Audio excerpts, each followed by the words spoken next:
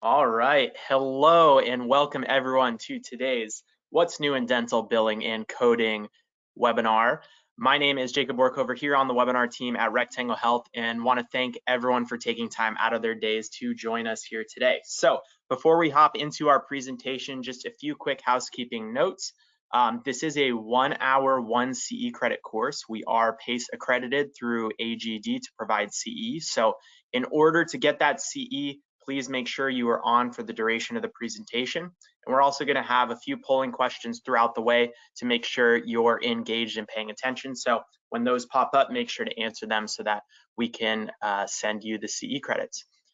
In regards to CE credits, you are going to be getting those credits within the next 2 weeks. Be on the lookout for an email from Nora from our webinar team. Those CE credits will be coming to your inbox from the email you registered sometime within the next 2 weeks. So be on the lookout for that. If you don't see it, make sure to check spam or junk because it'll be coming your way. If you are joining us today from mobile and you can't get to a computer, we do recommend that for a better viewing experience. So easier to answer polling questions and participate throughout the webinar. If you have any questions at all throughout today's presentation, feel free to place them in the question tab and we'll be sure to answer them as soon as we can. And if you're having any issues or have any additional questions, just email us at webinar@rectanglehealth.com and we'll be sure to help you. You're going to be hearing from Steve and Pam today on a lot of great things. We're going to be putting different resources for you in the chat, so be on the lookout for that. And then we always get the question about follow-up materials. So everything's going to be coming your way, including the recording, within the next 24 hours. So be on the lookout for our follow-up email from us. So with that, I am very excited to introduce our speakers today. First off, we have Pam Peterson. As the CEO and President of Total Patient Service, Pam Peterson is responsible for directing the activities of a large group of professional consultants and a client support team that advises and coaches dental practices from all over the country. She has over 25 years of experience, and she's got a great presentation for us in store today. And also, we have Stephen J. Anderson. Steve has been named Dental Businessman of the Year by Excellence in Dentistry, and he and his team coach top practices in dentistry to reach the highest levels of case acceptance and patient service. So with that, I'm excited to send it into our speakers. Steve, take it away. Very good. Thank you, Jacob. Great to be back with the Rectangle family, as well as with those that are participating from ADOM. I love ADOM. And we've got a packed hour ahead with essential information you need to know right now of what's new in billing and coding. I'll just give you a quick backstory. So Pam and I have worked together for over 20 years at Total Patient Service. So we've got an entire team of what we call coaches, practice advisors that are in practices every day, working side by side with dental teams to implement the highest level of patient service and systems in practices. So we get a pretty good view of everything that's going on in dentistry on an ongoing basis, and we're going to share some of that with you today. I will mention that we'll provide some resources as we go along. So it would be good to have your phone handy. We'll have a few QR code download materials that'll help as you implement the changes that we'll talk about today. This will be laid out. What we're going to talk about moving forward is we're going to talk about changes that have been made in the insurance filing world. One major one that we'll talk about first off, we'll talk about new codes, revised codes, and codes that are no longer, codes that have been discontinued. And then maybe the most important part of what we'll talk about today is miscoding. So codes that get misused or miscoded where you're not getting the most from what you could be for your practice. So that's a big bonus today is proper use of some of the most misused codes. So with that, we're going to jump into the biggest change that we haven't seen since 2018, which is a updated new ADA insurance claim filing form. You'll want to make sure that you pay very close attention to this because this doesn't happen very often. And there are some significant changes that have been made so that you make sure you're using the right form. So with that, Pam Peterson, tell us about the new ADA claim form. Perfect. Thank you, Steve. I am thrilled to be here. All right, so with the new ADA claim form, so just hold on to your seats. It's been over 10 years since this form has been updated, and there's been some significant changes. And I was asked, and I did some research on behalf of all of us here today, is why did they update it? Well, the insurance agents, they're really measured by the volume of claims that they process, not by how many that they reject or how many that they approve. It's by process. And so they've updated the claims so that it really streamlines the process for the agent to really support you at the practice. So let's talk about the updates in the 2024 claim. So first, the first update is in box 3A. There's a standalone box for the payer ID. And so when you enter all the information that you normally do, the payer ID has its own box so that when the agent is looking, they can easily pick up the payer ID. The next box that was updated is box 11A. This is for payer ID as well. This is for secondary insurance. So if you file secondary insurance on behalf of your patient, this is where you would add the payer ID for secondary insurance. If you don't file secondary insurance, it's not applicable to you. Just leave it blank. The next update is box 28A. I'm sorry, just 28. You see that it's highlighted in yellow. This is where you add clarifying notes to address the surfaces to indicate that if the restoration involves the anterior incisal edge. So you would place it there so that it's really clear for the agent who's processing your claim. The next box that was added is box 39A. This is where you would enter the date for the patient's last SRP. Now, this is a patient that has a history outside of your office. And so what we recommend is you talk to your patient and get the closest to the date as you possibly can. Now, there are some guidelines with this date that was in all caps, and I feel like it's important that I share this with you. You must enter the month, the day, and the year in that format. They really want that format. So if you do it in any other way and someone wakes up on the wrong side of the bed, you could run the risk of your claim being rejected. I feel like I'm back in my college classes. If you do not put the name and date correctly, you will fail the course. Gotta do it right. Yes, absolutely. The next box is 53A through 58. So this is the box that has been amended, and this is for locum tenens. And in layman's terms, this is a treating dentist that is a substitute or filling in for a doctor that's on leave or medical leave or vacation, but this is where you would add the information. So locum tenens, that the definition of that is a substitute or to fill a spot. Now it's important that the treating dentist goes in this box. If there's a dentist that is in this box that did not treat the patient, that's deemed fraudulent. So please make sure that the dentist that is treating the patient, if they are a substitute and they are filling in, this is where you enter their information. Hey, so Pam, quick question on that one. Do we know the time duration? And I'm sure it's different for every insurance company. If somebody's filling in, how much time do you have to get them credentialed versus just using this? Do you have any, and is that, I mean, company by company? Yes, every insurance company is different, and some of them have made some updates. In the beginning, it was really difficult because everything was by mail, and there's some that you can get that process done really seamlessly, like online, especially if they've been credentialed in another office. So it's by insurance by insurance. All right, so that'd be it. Check your contract or call the insurance company. Okay. Yes, yes. So box 56A, this is where you add the specialty code. Every doctor has an assigned, every position, whether it's a general dentist, oral surgeon, or any other specialist, they have a specialty code so that when you have a treating dentist that is a specialist that comes in and they treat your patient, this is where you would enter their identification code. This is different than a national provider identification number. And many of you, I know I'm preaching to the choir that you are familiar with this. If you're not, we do have a list, so please don't hesitate. We'll make sure that you have our information. We'll be happy to provide that list to you as well. All right, Stephen. Okay, so Jacob, this is the first poll question. So one of the things I love about how Jacob runs his webinars is you have to pay attention. And he makes sure that you pay attention because you have to respond to the poll if you want CE credits. So the question is, the current ADA claim form is effective as of, and you get to choose the date.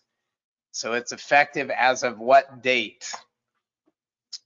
January 1st, 2018, January 1st, 2024, January 21st, 2025, or none of the above. So you get to choose the date. If you are listening to Pam, you will know the right answer. All right. Looks like they are listening. We had 8% say January 1st, 2018, 86% say January 1st, 24, 3% said 25, and 3% said none of the above. Okay, so the correct answer is yes, January 1st, 2024. So this just went into effect. So moving forward, you need to use the new ADA claim form. Yes, yes. And a sideline on that, there is a time frame where they'll become real sticklers, and we recommend that you start now because this was effective January 1st, 2024. Okay. All right. What's new? Okay. Yes. All right. So before we jump into the new codes, I want to talk to you about the resources in the event that you're questioning, okay, who's doing all this for us? So ADA has a committee that's within ADA, and their sole responsibility is to support you. And so this committee is also known as CMC, which is the Code Maintenance Committee. And their role is to ensure that all stakeholders have a role in evaluating, voting on new updated CDT code changes. Now, the stakeholders are the profession, which is all of you, and your patients and payers. So they're taking care of you, the practice, the patients, and the payers to ensure that we are current with our codes based on all the things that are going on as far as how you treat patients and things that are new, updated, and improved. And so let's talk about the codes that are new in 2024. The first is D0396. This is a 3D printing scan that you can obtain a diagnostic cast, also known as a study model. So back in the day, there was only one way, how I was raised, which is an alginate. Now you have the ability to use your scanner to produce diagnostic cast, also known as a study model. So the new code is 0396. The next code that's new, and it's found in the preventive, is D1301. It's immunization counseling.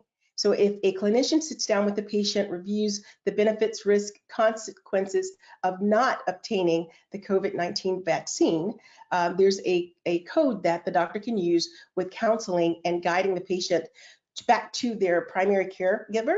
This is the code that you would use for the time that the doctor used when having the conversation, the counseling session with the patient.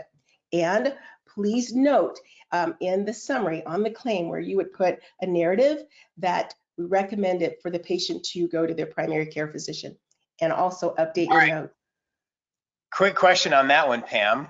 Yes. So as we go along, if you have questions, as Jacob mentioned, you can enter them in the question box in your control panel on your screen. So here's the first one. So with that new code, does that mean insurance companies will pay for immunization counseling? That is a great question, and we always trust but verify. There are some insurance payers, yes. Many of the codes that I'm going over that are existing and the ones that are new, there are still some payers that will decline payment. We also want to make sure that we get a breakdown of your patient's insurance savings on all of the codes that I'm going over today to see what coverage that is available for your patients. So there are some that are yes and some that are no. So thank you for asking that question. A lot of these, yeah, what we found is, as I'm sure everybody knows, is sometimes when a new code is released, doesn't necessarily mean insurance is going to reimburse for it. What it does mean is it's on the radar, yes, and eventually down the line, it may get reimbursement. So it's a start. It's a starting point. Yeah. Yes, and absolutely. And for that question, it made me think of something that I would recommend. So thank you for the question. Is as we go along, if there are key codes that you get a breakdown of insurance savings, identify the ones that we're going over today that you'll add to your insurance verification form so that you'll know exactly what the payers are saying. The next new codes, these are located in the restorative. The first is the D2976. This is a band stabilization and it's per tooth. And it's typically cemented around the molar of the tooth. And this procedure is done mainly for pre-orthodontic patients or patients that are medically compromised. Now, this is an interim procedure, which means it's not a final restoration, but it's a interim procedure. And so this is the code that you can use when you are using a band stabilization per tooth, if it's a medically compromised patient or orthodontic. The next code is 2989. This is an excavation of the tooth result to determine if the tooth is restorable. And how I like to go off grid with this, whenever I was reading this code, what I thought about is, I know it's lunchtime and you're dental people, so you won't be grossed out by this. If I gave you a crisp red apple and it looked delicious, you bit into it and it was rotten. It looked good on the outside, but it wasn't good on the inside. That's what happened to some teeth. When doctors look at it, it looks okay. And then when they open it, and I know clinical assistants can attest to this, that the decay is endless. And so now when a doctor excavates a tooth to determine if it's restorable or not, and if they refer them to have it removed, or if they remove it, you can use this code 2989 for the procedure that you did prior to the next step of the non-restorable tooth. And like we stated before, add this to your breakdown of insurance savings to find out what your payers are paying towards this new code, which is 2989. And I know Steve loves the word excavation. Yes, I do. All right. The next code that's new is the D2991. This is an application of hydroxyapatite. This is a medicament that's used to support bone regeneration. Prior to this code, this medicament was used with bone regeneration and wasn't charged out, and now there is a code for it. We have one new implant code, which is the D6089. This is accessing and retorquing a loose implant screw. Now, occasionally, a good standing implant that is still functioning well, it gets loose. And so patients will come in, the doctor will spend time tightening it, and then we would charge it out as a no charge visit. There is a code for it. So I would get a breakdown to see what the coverage is.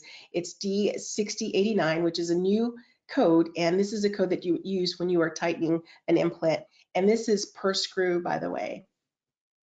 Pam, I'm glad to know that there's finally a code that can be used when I have a screw loose. I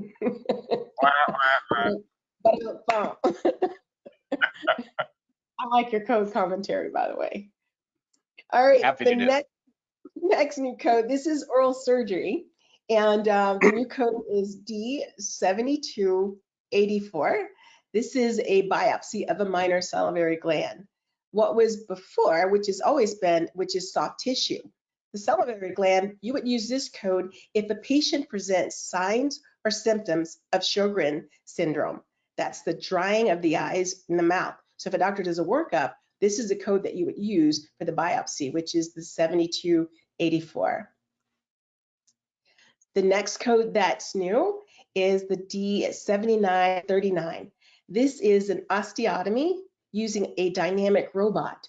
Many oral surgeons and periodontists already have this in place, which is it's a guided virtual guidance, and they actually refer to it as a robot. And so now there is a code that you can use when utilizing this with taking care of the patient, which is the D7939. All right, this is a big one. This is a big deal. This next week, big deal. So I don't, Pam, do you ever remember this happening? I'm sure it's happened in the past, but it doesn't happen very often. You know, I don't recall when the last time a new category of services was added. And Yeah, so this is like a big deal. So it's a whole new category of codes for a new service. Maybe not new, okay. but at least it's now going to be recognized with specific codes. So pay attention, very important here. I know they're like, reveal it, Pam. There you have it. It is, it is sleep apnea services. This has been like on the sideline, and I'm not sure why. So sleep apnea services were found within adjunctive services or miscellaneous. And there are a lot of practices that serve patients with sleep apnea. And when Steve and I were talking about this, he got really excited about having something in place in dentistry. Do they have it in medical? Yes, and it's long overdue for dentistry to make sure that we have our own codes. There are a couple of codes that aren't new. They're still in place, but now they can be found in this category, which is the 9947, the 9948, the 9949, and the 9953. Let's talk about the new codes that were added. The first is the D9938. This is a fabrication of a custom removable clear plastic temporary aesthetic appliance. What we refer to this in the practice is an Essex retainer. The D9939 is the placement of the removable clear plastic, so deliver the Essex retainer. So one is to fabricate and the other is to deliver. And so these codes were added. The 9954 is the fabrication and the delivery of an oral appliance therapy. And what we refer to this in the practice, we just call it OAT, O-A-T. We have a lot of acronyms, I know. And this device is used immediately after removing the overnight appliance. And so this appliance is used to make sure that everything is, that you relieve muscle jaw pain. And in the past, there wasn't a code for fabricating the appliance that you would wear in the morning. You just only had the overnight. So I'm glad that the Code Maintenance Committee, they listened. So the new code is D9954. The next sleep apnea code that was updated is the 9955. This is an oral appliance therapy. This is still the OAT, but this is the titration. And what that means is when a patient comes back, this is post-delivery of an appliance that's in office. So when the patient comes back, the doctor checks and evaluates the patient's response to treatment to ensure that everything's in good standing, make sure that there's no side effects, and that the device is operating properly. The 9956 are for patients who are doing an at-home sleep study. So when they come in for a post-delivery for the same thing, which is a titration, the 9956 is what you would use. So you have one that's for related to breathing disorders that is at home. That's the 9956. The one in office is the 9955. The last but not least is the 9957. So when the doctor is doing an oral exam or a questionnaire, whatever method and system that the practice has in place as far as screening, if this is a candidate for sleep apnea, this is the code that you would use, which is the 9957. And I'll say it again, always trust but verify. Get a breakdown of your patient's insurance savings. And it's important to make sure that there's always a narrative followed with the utilizing this code, especially on the findings of 9957. Okay, so we have had the new category, and now there's a couple that are revised. So when you're looking at my screen, yeah, when you look at the screen, you see all the red, you're just like, no wonder. Well, the D2335 was very confusing. And the code committee they simplified everything. So now the D2335 is a resin-based composite, 4 or more surfaces, and it's the anterior. So no more of all of the jargon, like, should I use this code or not? So I'm happy that they simplified it. The next code that they revised is the D5876. This is adding metal substructure to an acrylic full denture. Now, this is not an implant denture. This is a removable complete denture without framework. All right, I think we have another poll, Jacob. So. All right, let's do it. All right, so the new CDT code category of service. So the new category of service is for sleep apnea services, oral cancer diagnosis, implant restoration, or all of the above. Everybody said. Yes. All right. They're paying attention. We had 96% say sleep apnea services and 4% went for the all the above, which happens. You're sleeping in the webinar. It happens. Sleep apnea, it is. Big breakthrough there. So it's that whole sleep apnea piece is going to be one of the biggest. I think it's going to be one of the biggest areas in dentistry in the future. Huge. It is epidemic, and dentistry is perfectly positioned to treat it. So excited they got codes for it now. It's not miscellaneous anymore. All right. So here's a couple of suggestions as we've gone through new, revised, new services, a new area of service. So grab your phone.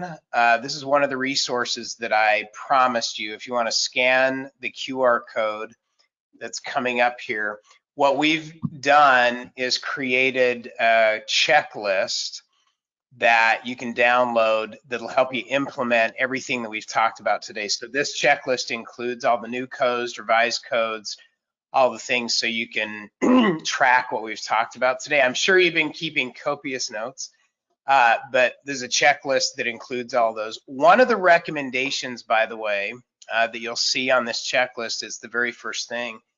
As you're updating the codes is to also update your fee schedule. And so what we recommend is that at least once a year, you update your usual and customary fees so that they're keeping pace with inflation, with what's going on in your market, etc. So there is a link on this checklist.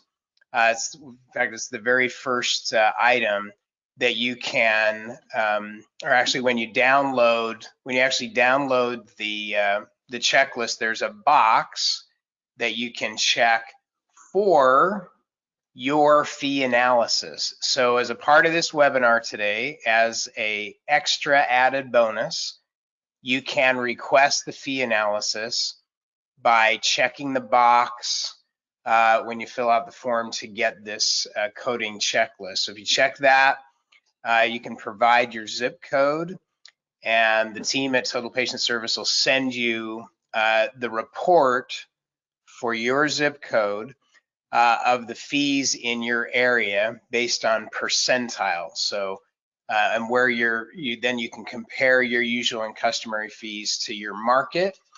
And Pam, your recommendation is that usual and customary fees should be set in which percentile? 80th. 80th percentile is what we prefer, is what we recommend. So this report will show you what the 80th percentile fees are for your area. You can compare your current fee and then adjust accordingly. Totally up to you, but you can adjust accordingly. It just gives you some idea of what's going on in your marketplace. So highly recommend that. There's Jacob also put in the chat box a link if you want to just click on the link, and that'll help you there as well. So coding checklist and a lot more to come here, and as well as your fee report you can request. And we'll put this up here at the end of the webinar as well. Perfect. All right, Pam, I think we're on to miscoded. So this may be the most valuable part of the webinar. These are what we find the most common mistakes that are made in insurance coding. You pay attention to this, you'll get better reimbursement because you'll be coding correctly. Yes, thank you, Steve.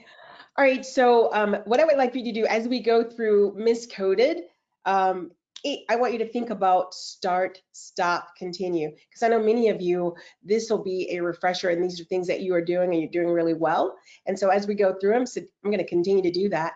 If there's some things that you need to add and start, I'm going to start. If there's some habits that we need to stop, then actually write your notes and think about the things that you will stop. So let's talk about the first codes that are common habits that sometimes don't get us in some trouble. The first is why alternating a D4910, which is a perio maintenance, and a D1110, which is a healthy mouth cleaning, is never a good idea. I know that many insurances will reject 4910, and so what happens is practices will abandon their standard of care and they'll start alternating. And what that means is not only did they abandon their standard of care, is they didn't charge what they did and they didn't do what they charged. We recommend that you code what you do and do what you code. So it's never a good idea to alternate these two. What I say that again. That's a good reminder. What is it? To code what you do and do what you code. Ah, very good. I like that. And one of the pearls that I took away from the late Charles Blair, Dr. Charles Blair, is he shared this years ago, is in the notes section where you would write your narrative, just place down there, write clearly, type it in there clearly, please pay the allowable amount towards the procedure. That way, you are an advocate for your patient of getting it whatever they can from their insurance savings, and you are not abandoning your standard of care. You are coding what you do and you're doing what you code. And one last example on this is many times when you submit for a composite restoration and the insurance will send it back and say, we're going to downgrade to amalgam, the doctor never goes out and buys an amalgamator and starts doing amalgams. He or she still, they code what they do and they do with their code. So let's make sure that we don't alternate 4910 with a D1110. I know you probably felt, okay, we got it. Yeah, I think the key to that, Pam, is the narrative to, yes. If it's not allowed, then pay the alternative amount. Absolutely. And that way they're not abandoning their standard of care. Okay. All right, so here's the next poll. Here we go. Read this very carefully. Here we go, Jacob. All right. You should always alternate 4910 and 1110 to maximize insurance reimbursement. Yes or no? Yes or no? True or false? All right. With 83% of the votes in, 1% said yes, and everyone else said no. That is correct. So you don't alternate them. You code what you do and you do what you code, and then add the narrative. Let the insurance company downgrade it. Is that what you called it, Pam? Well, we call it downgrading, and insurance wants to be fancy. They call it remapping, which is remapping. The same. Yes. All right. Let's talk about some exam. There are 3 common exam codes that you use every single day, which is the D0120, the D0140, and the D0150, which is your periodic exam, your limited exam, and your comprehensive exam. There are 3 codes that are exam codes that aren't used as often, and I'd like to talk about that. The first one is the D0160. This is not a standalone exam code. It must be followed with a complete exam code or a periodontal comprehensive exam code. Now, utilizing this code, there are some frequency limitations. Most payers will allow you to use this up to twice a year. Always trust but verify and get a breakdown of your insurance savings. Now, with this particular code, the D0160, this is when an example would be, if it's problem focused, a patient, the clinician wants to see the patient back for another appointment, and example would be for TMJ. You would use the D0160.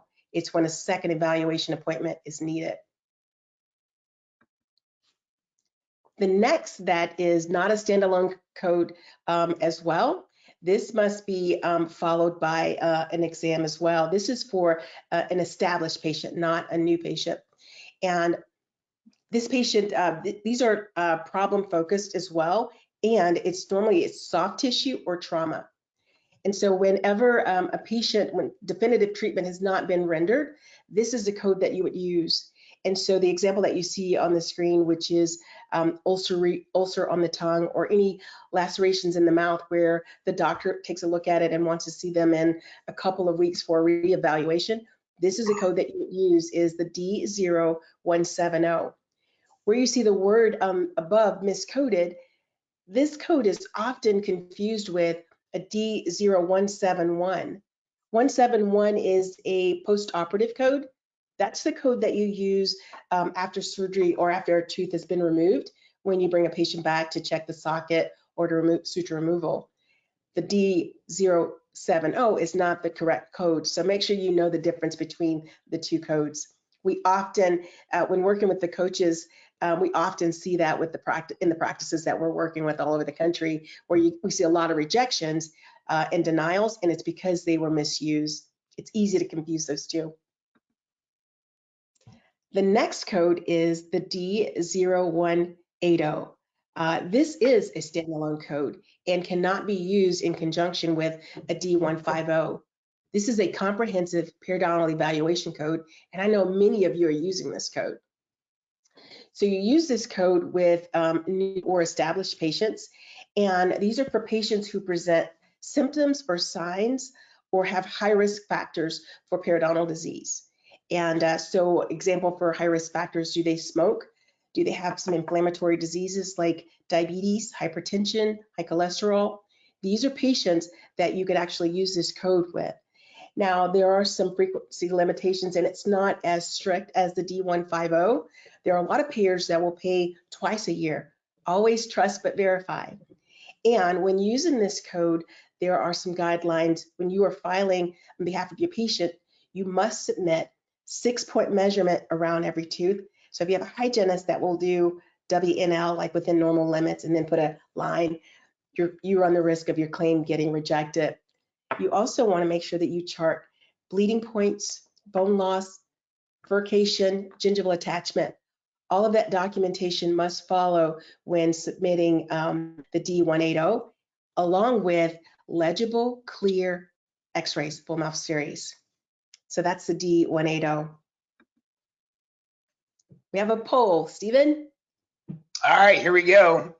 So which of the following is, Jacob, you can pop this up, which of the following is not an exam code? So 0180, 0140, 0120, or 0010. Which one is not an exam code? All Were right. you paid? They were paying attention. We have 80% of the votes in, and 97% said D0010. So looking good. Nice. These are easy questions if you're paying attention. All right. Let's talk about some underutilized codes and how to use them correctly. The first one is the D0220. You use this a lot. It's for a PA. What's misused and not used is the D0230. This is for an additional PA. What we find when we're working with practices and we see a lot of denials and just a stack of EOBs, it's when the D0220 is used for the first PA, second PA, and so on. Well, insurance will put a summary and then just deny it. So you want to make sure that for the first PA, the code is D0220. The additional PA is the 0230. Next are buildups. Buildups, we say the same thing as we did with the 4910 and 1110. Code what you do and do what you code. I know that there are some payers that got really adamant of telling us that the buildups are inclusive with the crown. We still recommend that you bill out what you do. So the first build up, which is frequently used, is the D2950. It's for retention. The D2949 is for restoring. So restoring, an example would be an endodontic tooth. Now, I know a clinician would argue and say all of my buildups are for retention. When submitting to insurance, the 2950 retention, the 2949 to restore if it's an endodontic tooth. And always, always, it helps with a narrative. The next that's miscoded, if your practice used silver diamine, this is the fluoride that's 38%. What's used often is the D1354, and it's per tooth, and it's to use when there's active caries. The D1355 isn't used as often, and it can be. This is per tooth as well, and this is used when you are applying it in high-risk sites.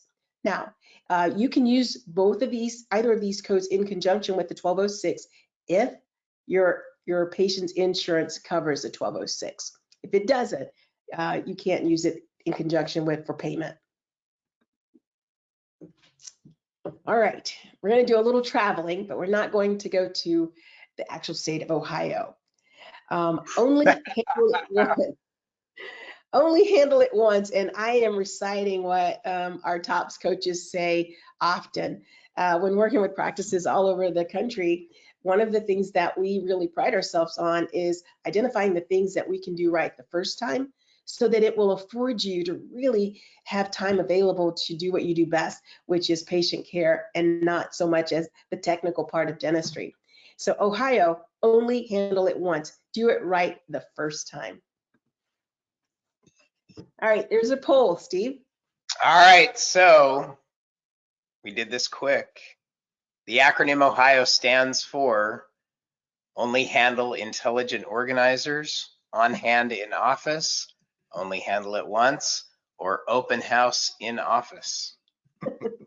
What does it mean? What does it stand for? I think you'd really have to not be paying attention to miss this one. This is like 30 seconds later. I only see 2 people out of the hundreds that are in here that missed it. So we're doing good, but 99% said only handle it once. Perfect. Thank you, leaders. The last thing I want to do is put you to bed.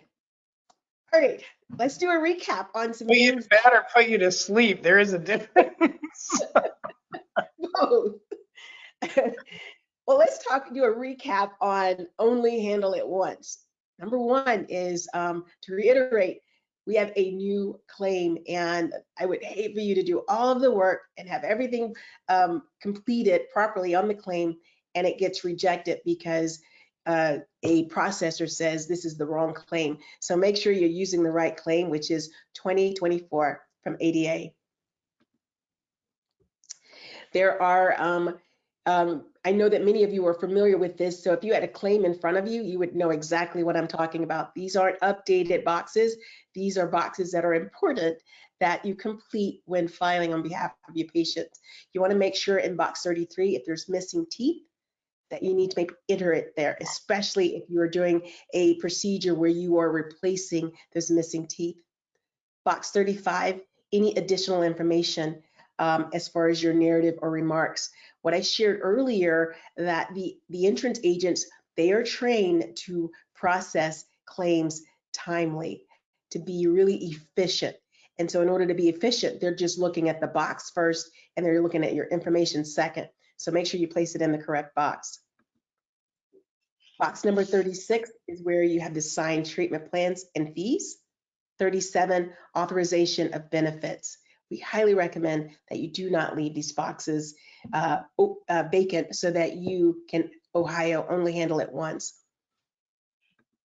There's a few things that will allow you to get paid timely.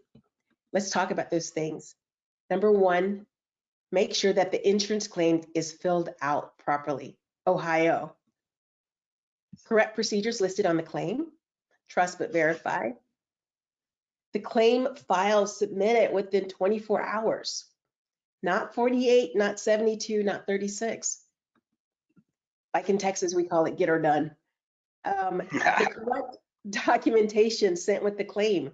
When I share with you the D180, there's quite a bit of documentation that goes with that claim. So make sure that Ohio, we only handle it once. Review claim submission status. I'll unpack that one in just a second. So when we're working with practices, this is how we check in to make sure that you have a healthy healthy insurance reporting, and that you're getting paid timely. Here are the 3 reports that we check, and the buzzword is daily. The first, insurance claims not sent. The second, procedures not attached to insurance. And the third, secondary insurance claims not sent. So whether you file secondary or not, we still recommend that these are the reports that you look for, which is insurance claims not sent, procedures not attached, and secondary. Now, it doesn't matter what practice management system that you have. If you have the ability to file electronic claims, you will have these reports in your software. And I know many of you are familiar with it. The goal is to pull up these reports, and it's a blank page on all 3. The only time that I would print it is if you are cleaning up your system and you have some work to be done, which is the insurance that have not been sent. So those have to be cleaned up, procedures or secondary. When I said that I'll unpack it a little bit later about claim submission, this is what I was talking about. Now, because you have the ability to file electronically, everyone will have this system, and sometimes technology fails. So these are the 3 steps you want to make sure that you get a check mark. Number 1 is your claim has been validated. If not, you'll get a warning, and it'll tell you, your software is pretty savvy, it'll tell you what needs to be corrected, and that'll give you a timeline before it goes to rejection. If it goes to rejection, that's not good. That means it's sitting in your third-party software. The next step would be a confirmation. It's on its way. And then third, clearinghouse. It's on the desk of the insurance. So the goal is to make sure that your submission status is always clean. And I would just check in and take a look at this at the end of every day so that you can start the next day fresh and not have to worry about cleaning up things the day prior. Let's do a recap. And these are, you're going to say, Pam, we know, but let's talk about it anyway. All right, so number 1, never include anything that's not documented in your clinical chart. If you didn't document it, it didn't happen. You want to make sure that you use proper spelling, punctuation, and grammar. Avoid handwritten narratives to ensure legibility.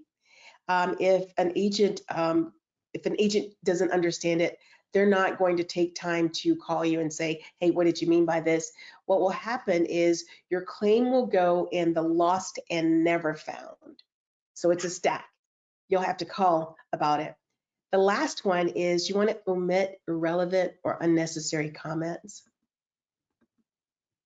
Coming in for a landing, never use aggressive language or statements to challenge the expertise of a consultant or the components of their dental insurance plan. So if you feel like this, just take a breather, a walk, a glass of water, and then hop on the phone with them. Never make sure that you include clear diagnostic quality radiographs, and never send your originals because you may not get them back. And it helps if you would just help the agent work really quickly. Label your radiographs left to right. And last but not least, always have an easy, proven process for collecting the patient's portion. Yeah, this is an important piece of this because, we spent all of our time talking about insurance claims today. There's always a patient portion. Mm-hmm. And one point, since we're talking about insurance, by contract, if you're contracted with insurance, you have to collect the patient portion. Mm-hmm. If you don't, that's insurance fraud. Mm-hmm. Let me say that again, because we see practices do this all the time, and it is fraud. So if you're billing insurance and writing off the patient portion without disclosing that to insurance, you are committing insurance fraud. Yes. For which there is a very severe penalty. So I don't care whether you've done it in a previous office. It doesn't matter whether you think everybody else does it. If you don't collect the patient portion and you do not disclose it on the claim form, that is insurance fraud. So, important point. So, regardless of what you've done in the past, regardless of what you're asked to do, just know that is a fact. All right, so collecting from the patient's an important piece of it. So making sure that that's easy, that it's not, whatever payment solution that you have. And there's a lot of components to this.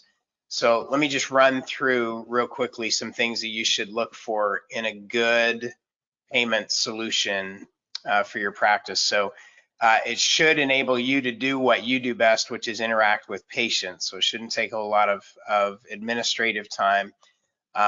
It should decrease your accounts receivables. So there's never a receivables problem. The receivables are a symptom of the problem, which is a financial arrangements problem. Mm-hmm. So if your receivables are out of control, it's because there's a financial arrangements issue that you need to address. It should be able to eliminate paper.